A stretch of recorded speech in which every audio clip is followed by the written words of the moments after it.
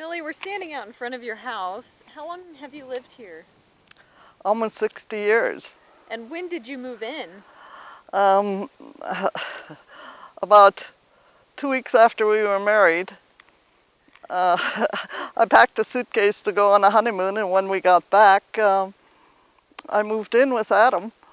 And the house was, he had been bacheloring here by himself for a number of years, so the house was pretty well furnished. And well, my parents lived in town, so whenever we went to town for something, or my mother had another suitcase packed for me to take along. So how much of my clothes and stuff. How much stuff did you have to move into this house yourself, just with your things? Just my things, yeah. That was it. But then, during the year, then my folks bought us new furniture. They bought me a bedroom set and a dining room set and a living room set and a wash machine and tubs that you can see from here. And those were, part of my wedding gift from them. And what was it like moving into your own home? It was a nice home inside, and all we did do was paint some of the walls and put in the new furniture, and so I was very happy with it. And what did it look like when you did move in? What did the outside look like compared to what it looks like now? The outside was a whole lot different than what it looks now, because they had the cattle all over the yard. There were fences right up to the door that, where the cattle, and his dad mostly raised sheep, so it was the sheep that really were kept in the yard that kept the grass cut down for them at that time. But Adam hated sheep because he was a sheep herder all his life from small boy on up, that the first thing he did was get rid of the sheep wire that we had all over on all the fences, and we didn't have any sheep here whatsoever after I was married to him. And what animals did you raise after that? Mostly he went into a few dairy cows and regular beef cattle, and we've done that ever since, raised a lot of beef cattle. And can you describe the interior of the home from the time that you moved in? What it looked like, how many rooms and such? Well, there were always the 2 bedrooms upstairs, and then we had the regular kitchen. The cupboards weren't in the kitchen. It was a pantry and a kitchen, a bedroom, a living room, and a dining room is what was in the house when I first moved in. And what are your fondest memories of those first days that you lived here? Oh, gee. Oh, well, we were very happy. That's one thing. And I loved my house at the time when I moved in. And our family started then shortly after that. A year later, our oldest son was born. And then a year after that, another one. So I kept really busy, with the family. And what kind of things did you do inside and outside of the home at that time? Well, I would go outside, and help Adam milk some of the cows and things, and we had chickens. I would take care of the chickens and gather the eggs and feed the chickens and do things like that outside. And harvesting started, and his dad came out every day and would help him with the harvest and the seeding in the spring too. So life just went on that way. And how much land did you and your husband have when you first started out here? When we started out here, there was a section of land, yes. Then later on, my father bought another section for us, and they kept farming that together. And did you have a garden? Always had a garden every year. Big garden, fruit trees, raspberries, strawberries, did all of that. I still do today.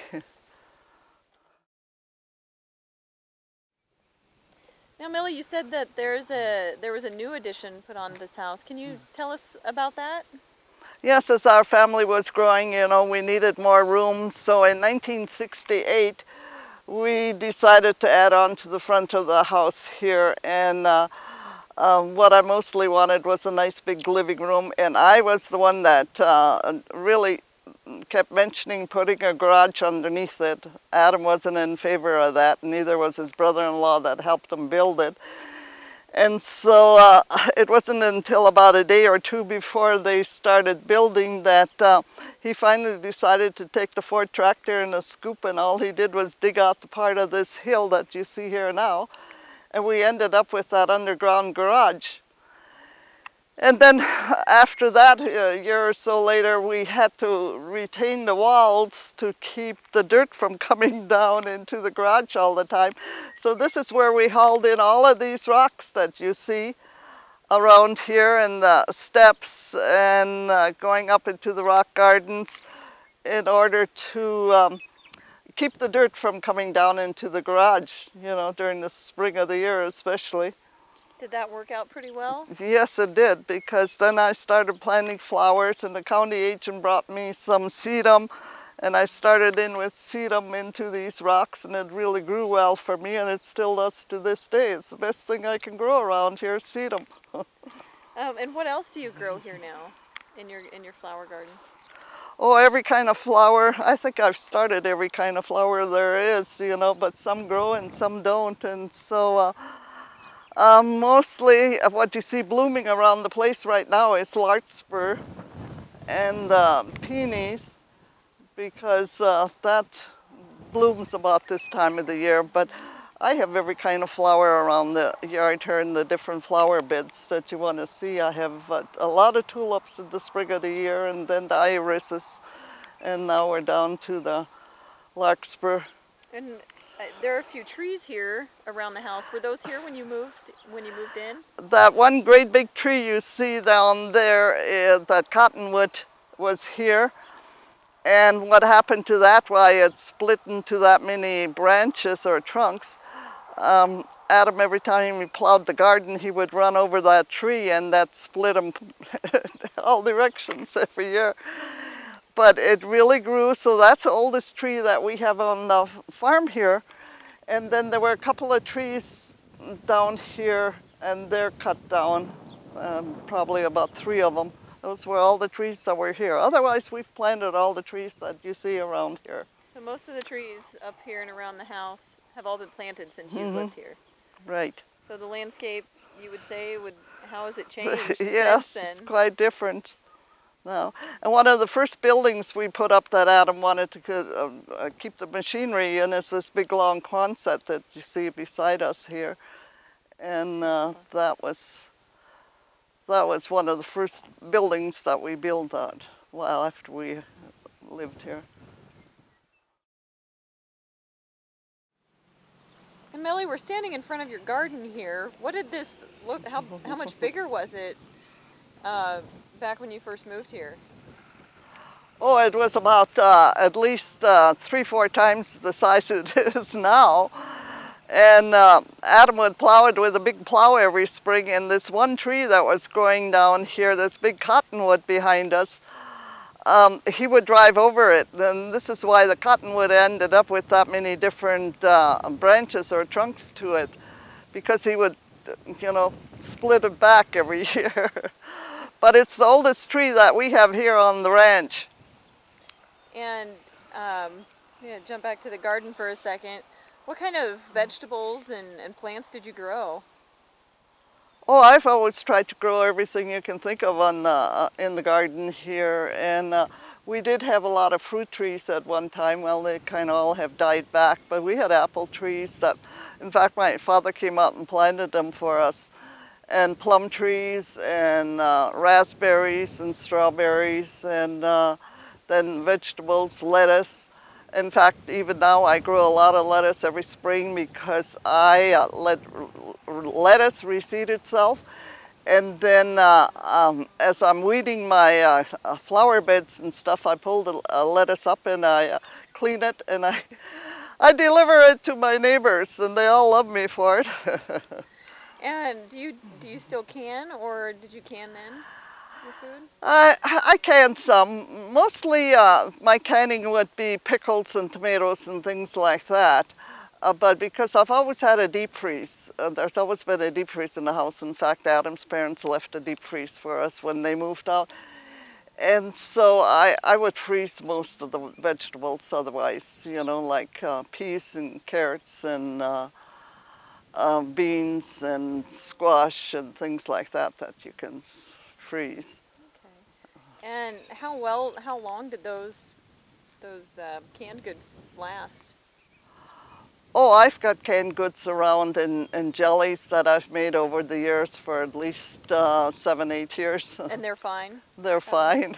Is there anything else you would like to tell us about the garden before we... No, my kids ended up with a lot of trophies and things, you know, from the garden exhibits that we had over the years, because every one of the children was in 4-H for at least 8 or 9 years. You know, they started when they were able to start, you know, at 6 or 7 years of age, and they went until they were through high school. And they would exhibit garden stuff and animals. We've had a lot of show animals over the years that they would exhibit. And so they all like to work with me in the garden, help along. Did they, when you first moved here, you said you helped in the fields? Is the machinery we see in the back some of what you used then? The machinery you see in the fields is out there, they call it Adam's Hill. And it's mostly machinery that was used, you know, when he was a youngster. Okay. Can you tell us how they were used in the field? Oh, well, I can't even tell what's all up there. The thrashing machine was the one that belonged to the neighbor, but they used it all the time when they thrashed here too. And he worked with a thrashing crew himself. Adam did from 15 years or younger on up, you know, where he would help out. And so he was really attached to the thrash machine. So when the neighbor was having an auction sale and was selling it, and it was just across the land here, and our oldest son, Dale, I guess, was the one that decided he was over there at the sale. He bought it for $10 and moved it over here. And there's also a couple of rakes up there, and some old trucks. Right, the rakes Adam kind of collected over the years because he liked the rake wheels. He used them around the yard for a lot of the decorations that you see around here. Okay, and were those ever used for, yes, for your farm work? They used them here for the farm work too. Okay. Yes. Well, let's take a walk and see some of the other buildings here. Was this what is this? Those are granaries. That was a granary, and we made it into a bunkhouse. Is what it's this now. One right here? Yes, with the boots that we have in front that Adam and I put together for bird houses. And what can you tell us? What did he use this for? It's his shop. It's got a lot of his own things in there. If you want to look inside, we can, shall we? Well, we might be able to in a little bit. But the grass didn't get cut in front of it, so the fence got put up, and they were going to put horses in, you know, to eat up the grass in the yard. But everything's been so green that the horses have decided they like the stuff better that's out in the pasture than they did this in the yard here, it seems like. Was this always pasture here in front of the shed? No, we used to always cut it with riding grass mower all the way around the buildings here. And the fences are behind the buildings. And your husband used this shed for a lot of things, the granary here? Yes, for a shop, yeah. Okay, and what did he make in the shop? Oh, wood things, bird houses and stuff, and then he did a lot of cutouts that you see around the yard here. From the cutouts are out of metal, and the different shaped silhouettes that he made that you probably will get a look at as we walk around here. Is it an original building here on the farm?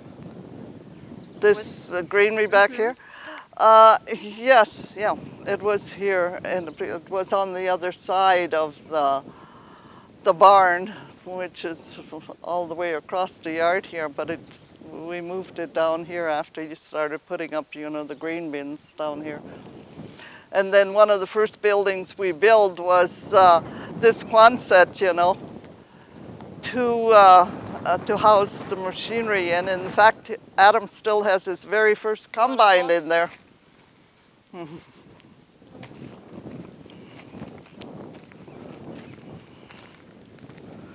this is one of the first buildings here on the farm?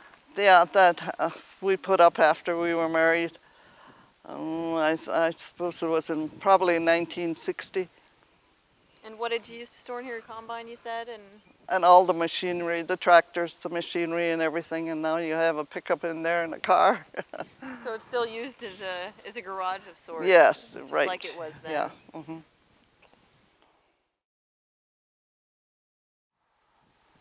Well, let's take a walk, Millie, and go see some other parts of the farm. Now, are these buildings behind us the oldest ones here at the farm? Well, the barn and the house are the oldest ones that were here, and they were built, like I said, in 1928.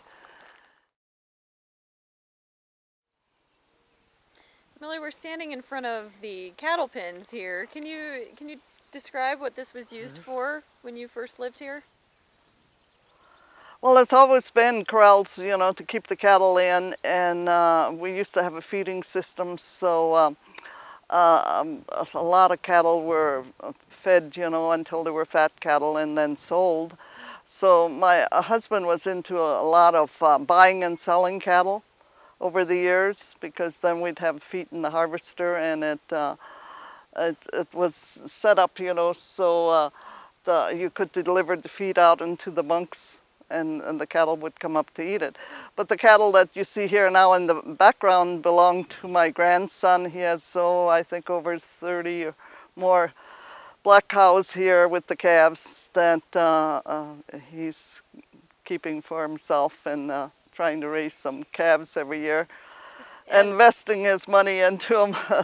And can you describe what type of animals you raised when you and your husband were first married? Well, we mostly had, in the beginning we probably had Herefords and things, but over the years mostly black, all black cattle, black white faces too.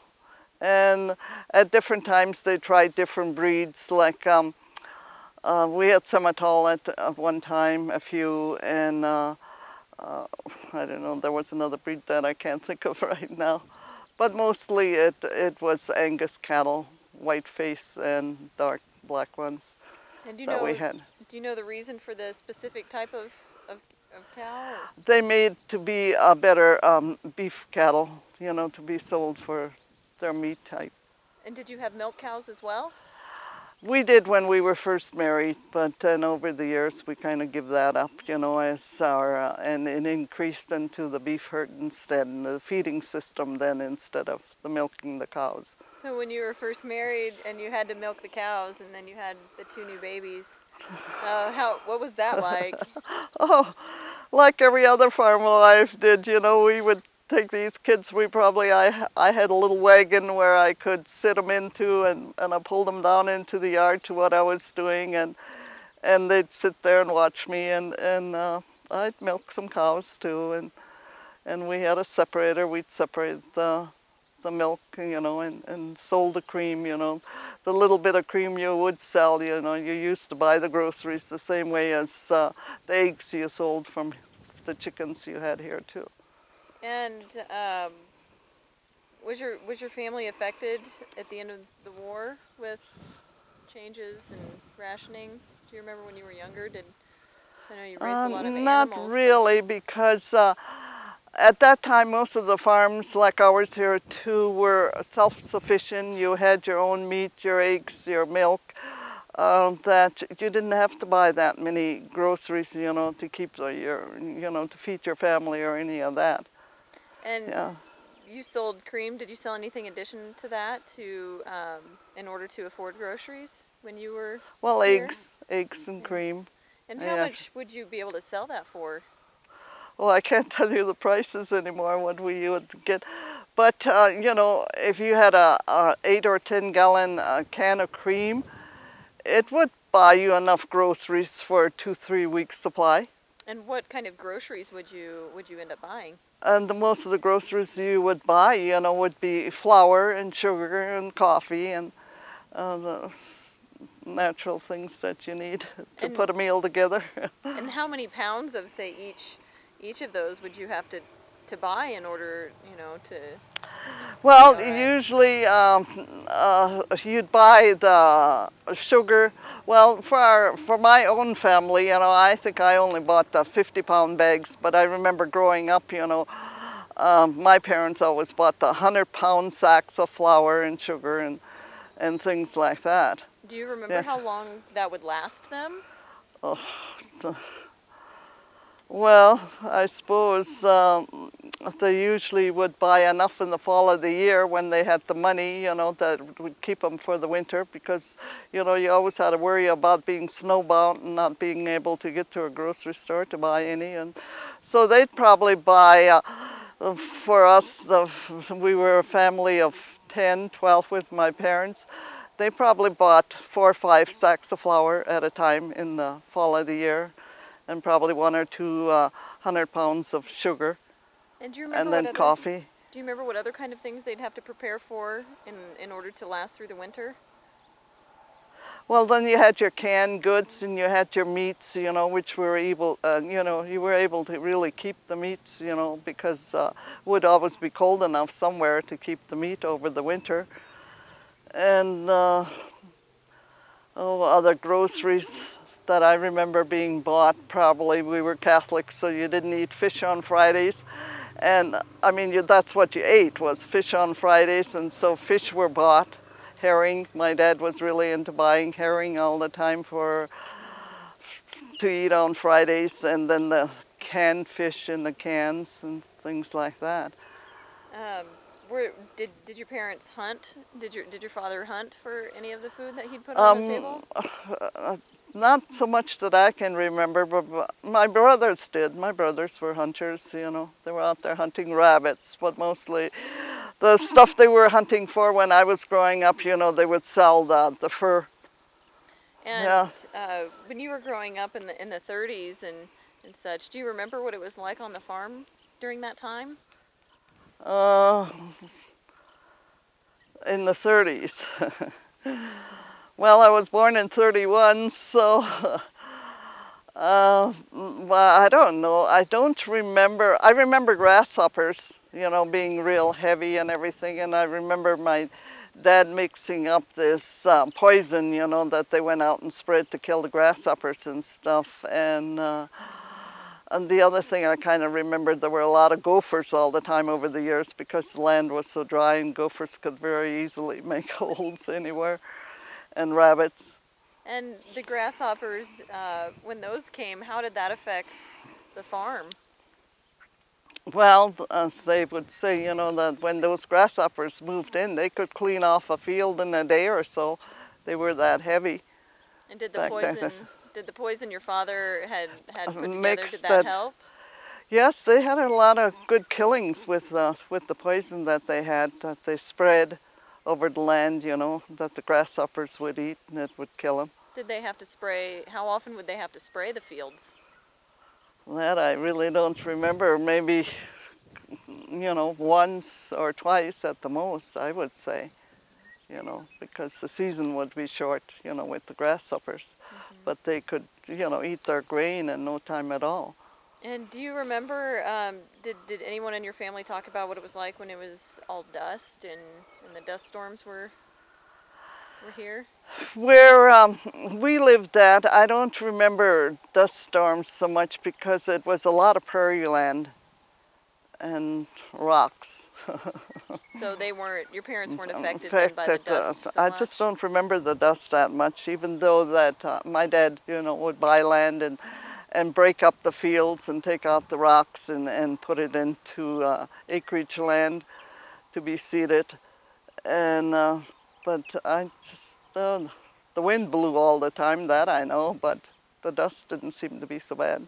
Okay. And did your parents ever talk about whether or not it was difficult for them during that time? Well, I think most of their difficult times were before, probably before I was born, that they would talk about. I think things got to be better for them, you know, right after the 40s. The crops got to be so much better, and that the yield was very good. And so, and I kind of remember my father having fields and fields of flax that would be harvested, and they paid good money for it at that time. And what other kind of crops did your parents have? My parents had wheat, barley, oats, spells, which was planted, you know, to feed the chickens, and corn, and flax. And other than the cows, the milking cows that you said you had to milk when you were younger, what other animals did your parents have? Oh, we always had horses on the place too.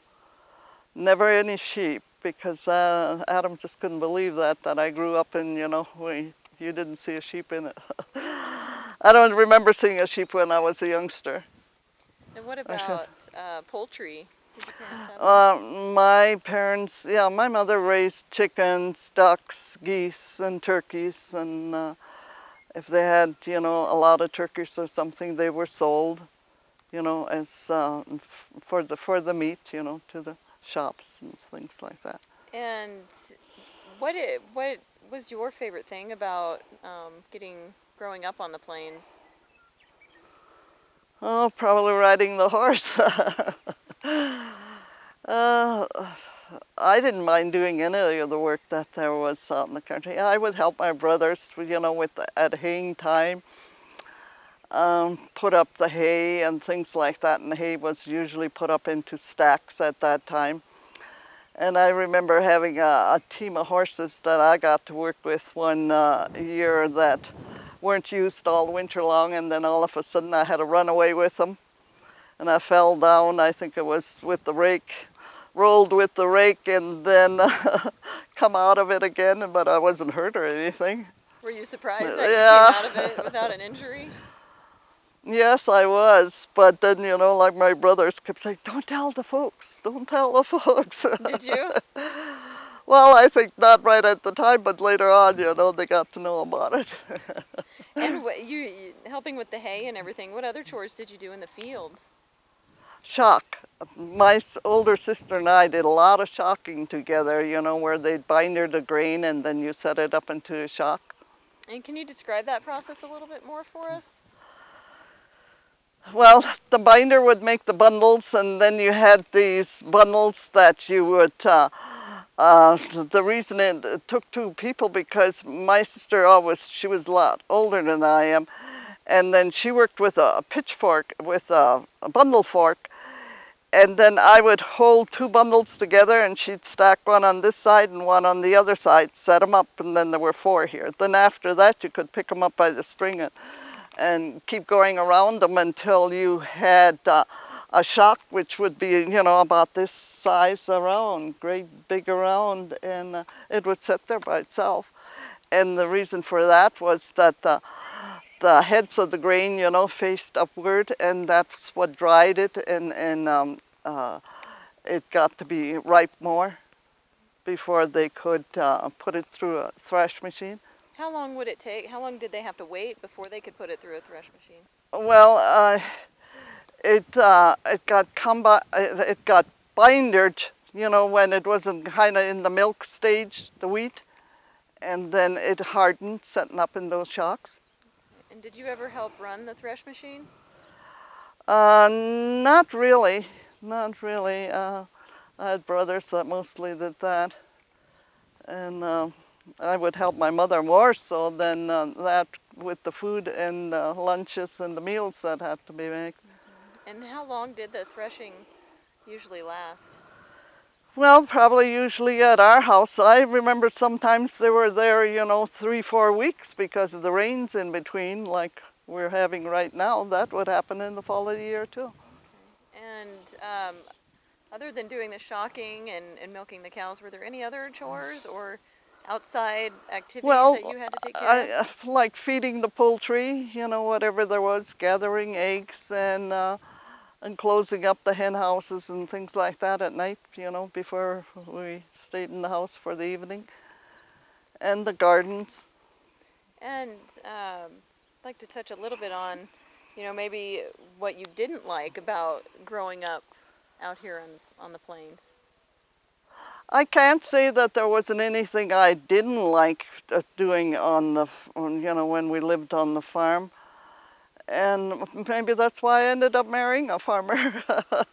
You still enjoyed it? Yes, I enjoyed all the farm work. And can you take us through the seasons and kind of tell us what the winters and spring, summer, and falls were like growing up on the farm? Maybe the different activities or farm activities that your parents would have going on. Well, I would say from May, June, you know, most of the seeding got done during that time. The fields had to be gotten ready, you know, in order to seed the fields, to put the grains out there. And then May, June, July maybe, and then July, August, and September was the big harvest time, even into October. And then October, November, December, January, the winter months, were mostly spent, you know, around the farmyard and whatever there had to be done in the house and doing meals and washing dishes. That was kind of my kind of work. Making beds, ironing, and cleaning lampshades for lights at night. And did you have any favorite or maybe least favorite chores that you would do? Probably washing the separator, because my sister next to me, Maggie, she's the one that got that job. And what did that involve? Yeah, well, washing a separator, you usually did it down in the barn. You would take a big bucket of hot water and go down there, and there'd be a big dish, and you had to take the separator apart completely and wash it through and rinse it in hot water, and then put it back together again to be used for the evening milking. Was that a long process? Oh, it took you a good hour to do a separator most of the time. And mentioned in the winters, how, do you remember any particularly bad years? I remember snow being really high when I was a youngster. I remember them just having a trail from the house to the barn, and that they kept shoveling out every morning, and the snow was as high as the people that walked through it. How did they clear the land to get to these different buildings? Did they have? They would make tunnels and trails to get through from one building to the next. And what with about? a shovel and pitching the snow higher and higher. And did that change when they started using machinery? Oh yes, because then, you know, they all had these buckets in front of these tractors that they could really move a lot of snow at the time. And that tractor you see there now, Dale really moved a lot of snow last winter around here, because in fact he had to keep my driveways open and his over there, and so every Saturday he was piling it higher and higher. And can you tell us how they kept the house warm during those long winters? Well, our basement then, or our cellar, as you would call it, always had a furnace down in it, and it would have a big area, a big room where they would keep the coal, and then the coal were soaked into this furnace in the basement all the time to keep the whole house warm. And where would they get their coal? The coal used to, like after we were married, we had coal here and then stoker coal, and Adam would go all the way up to Zap all the time to get it. How long would that take, that trip? A good day, until you had to wait in line to get your truck filled, and it would take a good day for him, you know. He'd leave in the morning, come back in the evening with a load, and then first unload it the next day. And what were the roads like then? Gravel roads, you know, like number 8 out here was gravel when we were first married.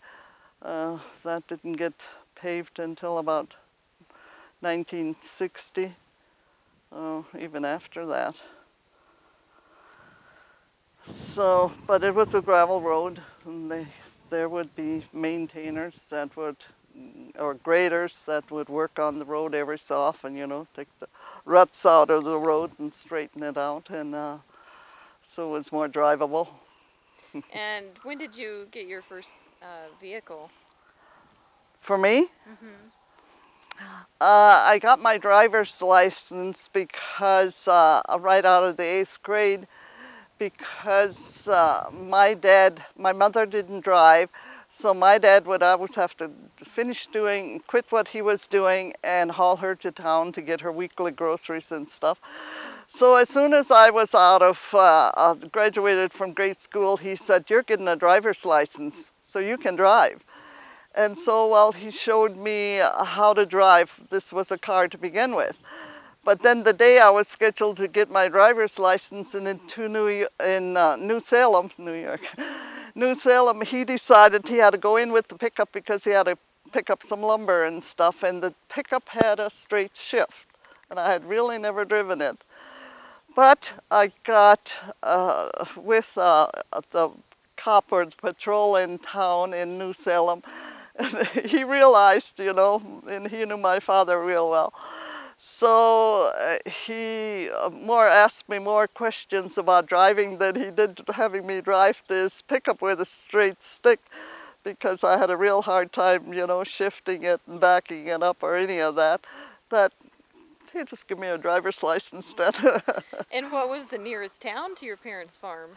Which was New Salem. And that was how many miles away? 16 miles from where we lived. And how often would your parents take that trip in? You said weekly for groceries. Did they go more often than that? Well, probably weekly for groceries, and then on Sundays to go to Mass at the church. Okay. And where did they attend church? We attended church at St. Pius's in New Salem. Okay. Now, Millie, we're standing in front of a couple of older buildings here. Can you tell us what these were used for and when you moved in? Yes, the smaller little house is what we call the Brooder house.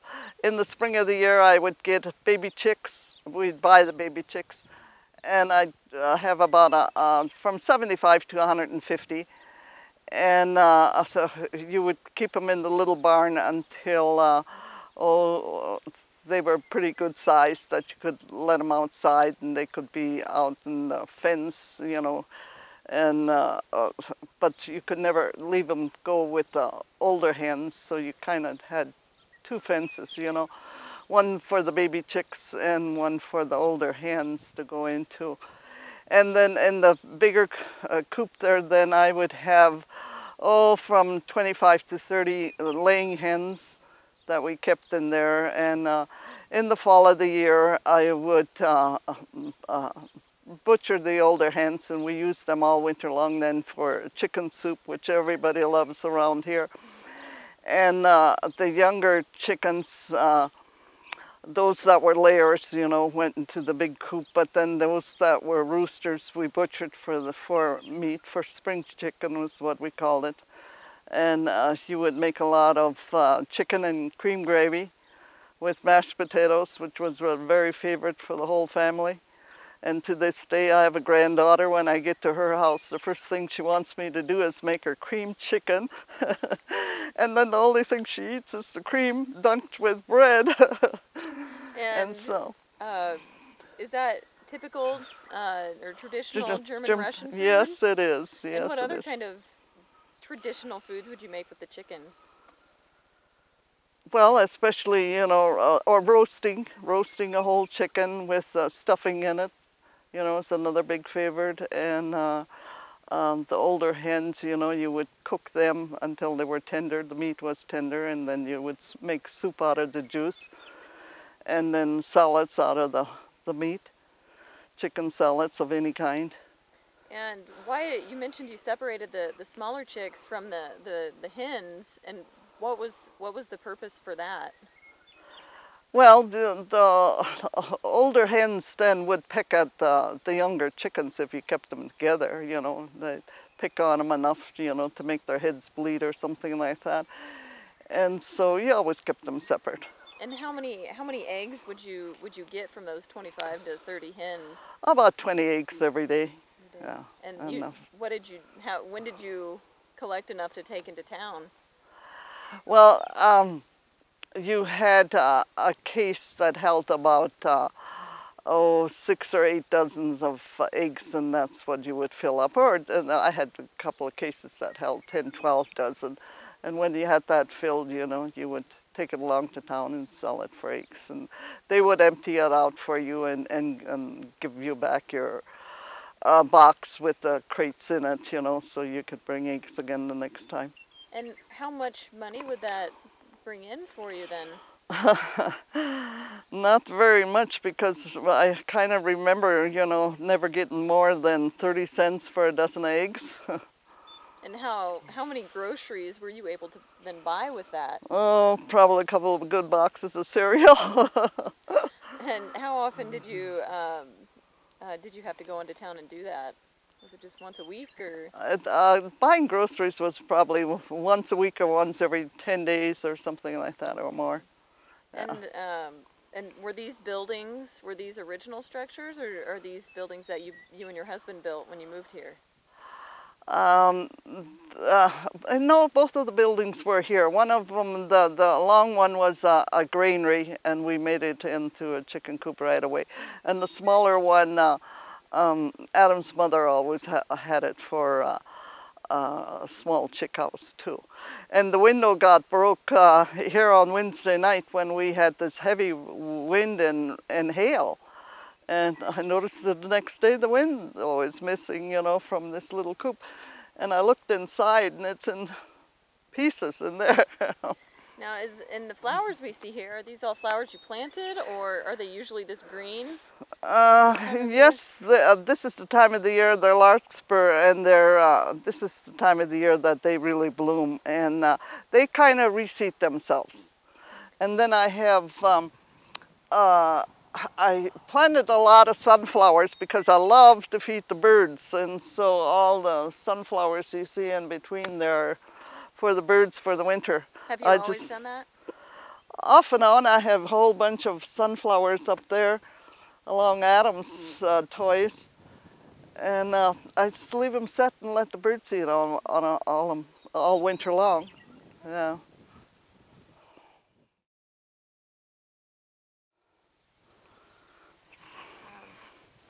So Millie, as we're walking down here, is this the path you always took to go to see the chickens? Oh yes, this is the path we take all the time, even though, you know, and the kids used to, when they were home yet, have a ball diamond in here. They played a lot of baseball in here, and croquet and things like that. So this part of the lawn was used a lot for their play area. And what about the fields out here? What were Well, that's mostly a pasture, and so this is mostly where the cattle were kept, you know, all summer long, and they're out there now too. And then the fields are from here all the way around the trees. And what did you grow there? Wheat, barley, and oats, and corn. A lot of corn. And then they did a lot of haylage for years that we filled a silo there. And haylage was grass that they seeded, and it got irrigated down here in the dikes. It was set up for that. And they would flood that in the spring of the year, and then that would get harvested and put into the silo. Is that something your husband would always do? All of us had to work together to do that, because it took one person with the tractor and a chopper to cut it down, and then it would elevate into a truck. A truck had to drive alongside, and then there were usually 2 trucks for sure. They'd fill one truck, and one truck was being emptied out here at home. So one of the boys would be at home here running the elevator that elevated it up into the silo. Okay.